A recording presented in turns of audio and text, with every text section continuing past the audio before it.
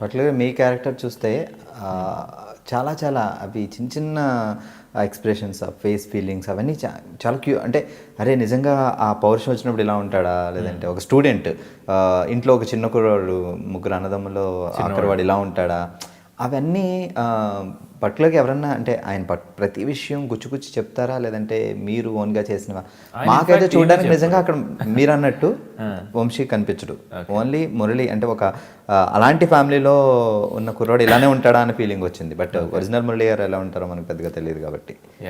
అంటే ఆయన రెండు రకాలు, మనం ఏమైనా చెయ్యకపోతే చెప్తారు, అండ్ మనం ఒకసారి క్యారెక్టర్లోకి వెళ్ళాము అన్నది కనుక ఆయన రియలైజ్ అయితే ఆయనకు కావాల్సిన మురళి దొరుకుతున్నాడు అంటే కనుక ఆ ఫ్రీడమ్ ఇస్తారు, ఆ స్పేస్ ఇస్తారు. నాకు ఆయనలో నచ్చిన అతి పెద్ద విషయం అది. ఎందుకంటే శేఖర్ గారితో వర్క్ చేసినప్పుడు కూడా నాకు అలానే ఉండేది. నేను ఇన్ఫ్యాక్ట్ అంటే శేఖర్ గారిని అడిగాను కూడా అప్పుడు, నాకు మీరేం చెప్పట్లేదు, నాకు భయంగా ఉంది, నేను ఎంతకంటే ఎక్కువ చేయగలను తక్కువ చేయగలను కావాలంటే అడిగితే, లేదు నేనేం చెప్పట్లేదంటే నువ్వు బాగా చేస్తున్నావు అని అర్థం చేసుకో అన్నారు శేఖర్ గారు. సో ఆ బ్యాక్గ్రౌండ్ ఉంది నాకు. సో అలానే ఇక్కడ కూడా నాకు ఆ ఫ్రీడమ్ ఇచ్చారు. నువ్వు మురళి అంటే నేను కొన్ని వీడియోస్ చేశాను చెప్పా కదా ముందు, ఆ తర్వాత ఆయన ఒక సిచ్యువేషన్ చెప్పి నాకు ఏదైనా షూట్ చేసి ఇస్తావా అంటే ఆల్మోస్ట్ ఒక సినిమాలో ఒక సీన్ ఎలా తీస్తారో ప్రాపర్ కెమెరా సెటప్ యూనో వేరే ఆర్టిస్టులతోటి, అది ఒక 2 minute లెంగ్త్కి నేను ఆయనకి ఇచ్చాను అనమాట. ఓకే. సో అప్పటికే వీడు మురళిని అర్థం చేసుకున్నాడు అన్న విషయం ఆయనకి అర్థమైంది. సో షూట్ టైంలో ఏంటంటే నాకు డైలాగ్ అండ్ సీక్వెన్స్ ఇస్తే నేను ఏదైతే చేస్తున్నానో ఆయనకి చాలా వరకు అది it was okay for him. ఎక్కడన్నా అవసరమైతే నాకు చెప్పేవాళ్ళు, కానీ otherwise it was pretty much okay with him. So మురళిని అర్థం చేసుకుంటే ఆటోమేటిక్గా వచ్చాయి అనుకోవాలి అవి. ఓకే. అంటే మురళిని అర్థం చేసుకున్నారు అనే పాయింట్ వచ్చిందంటే, మీరు బిఫోర్ సినిమా స్టార్ట్ కాకముందు ఈ మూవీ అసలు ఎవరు దేవినేని మురళి అని ఏంటి ఇదంతా తెలుసుకున్నారు? యా డెఫినెట్గా. ఎందుకంటే అంటే విజయవాడతో కొంత టచ్ ఉంది నాకు, ఎందుకంటే నా ఇంటర్మీడియట్ అక్కడే చేశాను. నాన్నగారు కంకిపాడులో వర్క్ చేశారు. అంటే Kankipadu is almost like Vijayawada, ఒక అవుట్స్కట్స్ అనుకోవచ్చు. సో కొంత బ్యాక్గ్రౌండ్ ఉంది. అది కూడా ఎంతంటే నాన్నగారు he use to work in SBI అనమాట.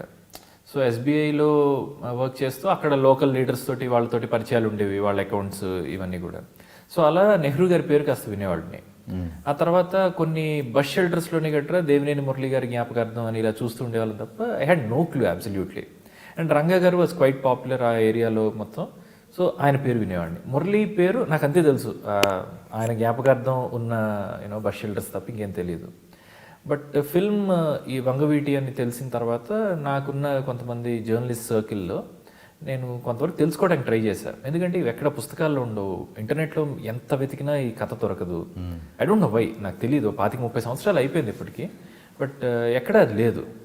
సో అందుకు ఆ జర్నలిస్టులతో మాట్లాడి కొంతవరకు తెలుసుకోవడానికి ట్రై చేశాను. There is only one video in YouTube అనమాట.